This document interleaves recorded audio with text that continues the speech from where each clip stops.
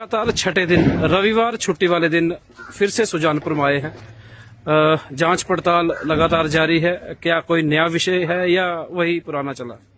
देखिए, पहले भी कहा कि जब भी बुलाएंगे तब आएंगे, पूरा प्रशासन को सहयोग करेंगे, पुलिस विभाग को सहयोग करेंगे।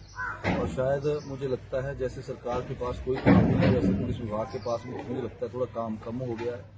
तो क्योंकि इस सरकार में सभी डिपार्टमेंट विले बैठे हैं, ना पैसा है ना बजट है। विधायक भी मुझे लगता है काफी दिनों से विधायकों के पास भी कोई काम नहीं है, ना तो विधायक क्षेत्र निधि आ रही है, ना डेवलपमेंट के कोई काम हो रहे हैं। तो अब यही काम बचा है कि जो सरकार के विरुद्ध आवाज उठाए, उनके ऊपर मुकदमे हों और वो पुलिस स्टेशन की हाजिरियां लगाते रहें।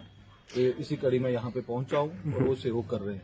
आशीष जी, कल दस्तावेज लेकर पहुंचे थे, क्या आज कुछ और स्पेशल दस्तावेज भी मंगाए हैं? जो कल जो सबमिट करवाए थे उसके बारे में थोड़ा बताएं। देखिए, इन्होंने मांगे थे कि बिल्स वगैरह जो भी हैं वो दें, तो जो बिल इन्होंने मांगे वो मैंने पेश कर दिए थे और उनके ऊपर जो स्पेसिमेन थे सिग्नेचर करके दे दिए थे इनको। और भी जो कुछ मांगेंगे तो वो भी दे देंगे। हमारी तरफ से तो किसी डॉक्यूमेंट की कोई ना नहीं है, वो जो मांगेंगे वो देंगे। ठीक। एक माइनिंग डिपार्टमेंट जो एम फार्म रिलीज करता है, वहां से एक एलिगेशन था कि एम की जगह डब्ल्यू फार्म, इसको लेके थोड़ा सा स्पष्ट करेंगे। देखिए, ऐसा है, माइनिंग मिनरल रूल्स में ये क्लियर लिखा है कि जो खनन पट्टा किसी को भी लीज होल्डर को दिया जाता है, उससे रेत, बजरी, सिल्ट जो भी निकलता है वो व्यक्ति वो बेच सकता है। अब ये तय माइनिंग विभाग ने करना है, पुलिस विभाग ने नहीं करना है कि वो इलीगल है कि लीगल है। और वो माइनिंग मिनरल रूल्स में उसका प्रोविजन है कि आप डब्ल्यू और एक्स फॉर्म दोनों दे सकते हो।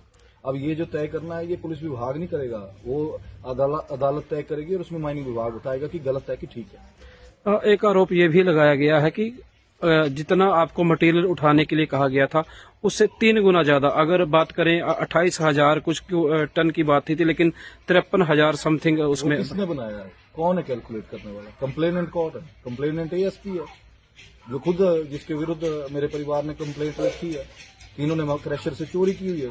उसके ऊपर तो कोई एफआईआर नहीं है अभी तक। वो कंप्लेनेंट है कि इस एफआईआर में वो अदालत तय करेगी कि वो, और उसने लिख के दिया है कि भाई इन्होंने इतना जो है मटेरियल जो है वो जो ज्यादा जो है वो प्रोडक्शन की है। लेकिन वो तय भाई साहब वो माइनिंग विभाग करेगा। अगर माइनिंग विभाग मेरे को चिट्ठी निकालेगा कि मैंने लीगल माइनिंग की है तो मैं देने के लिए तैयार हूं, लेकिन दे तो सही।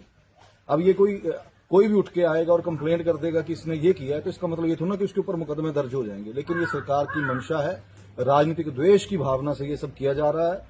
और मैं ये समझता हूँ हम कोई घबराने और डरने वालों में से नहीं है। हमीरपुर की जनता ने दूसरी बार विधायक बना के भेजा है और हमीरपुर की जनता जानती है कि उनका विधायक ईमानदार व्यक्ति है।